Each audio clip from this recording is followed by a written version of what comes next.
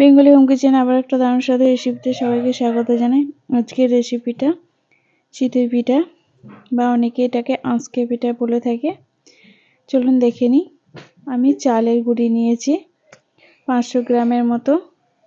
এতে স্বাদ মতো নুন মিশিয়ে ফুটান্ত পানি, একবারে পানিটা ফুটবে সেই পানি আমি এতে অল্প অল্প করে দিয়ে একটা ব্যাটার তৈরি করে নেব।